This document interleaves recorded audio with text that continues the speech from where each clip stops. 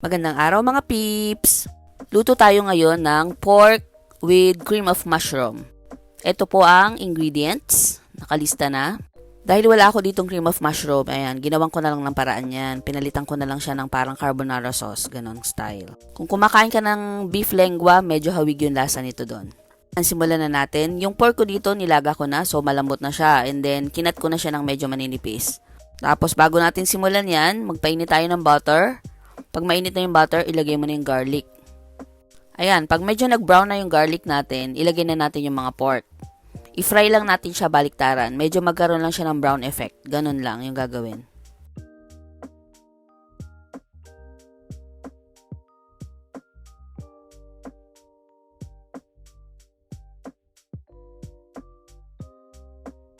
Pag nag-brown na ng konti yung other side, baliktarin na natin.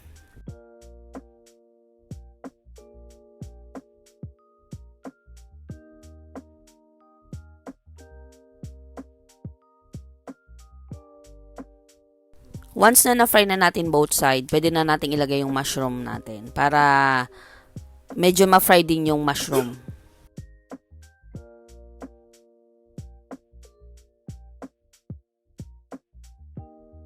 Ayan, pag okay na yung mushroom natin, pwede na natin lagyan ng fresh milk. Yung fresh milk na nilagay ko dito is mga 1 cup lang siya. Tapos, tinimplahan ko na siya ng salt and pepper. Yan, depende na sa panlasa mo yan.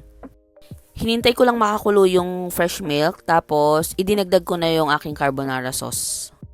Ayan, pwede mo naman lagyan ng konting tubig kung gusto mong medyo mas masos, pero itong ginawa ko, hindi na kasi medyo marami na siyang sauce, tapos malambot na rin yung pork. So, ang gagawin ko na lang dito, hihintayin ko na lang na lumapot yung kanyang sauce.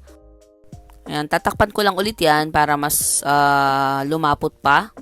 Hanggang sa malasang-malasa na yung sauce niya. Kasi dapat mag-corporate talaga yung mga sangkap na nilagay mo dun sa pork.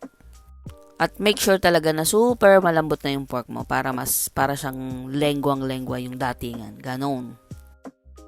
At ayan, okay na ang aking pork with cream of mushroom.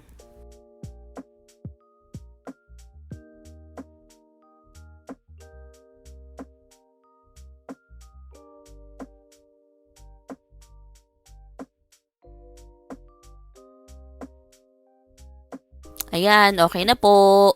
Kain po tayo. Try nyo na din. Kung hindi kayo kumakain ng beef lengua, ito na lang yung gawin nyo. Easy. Thank you for watching. Bye!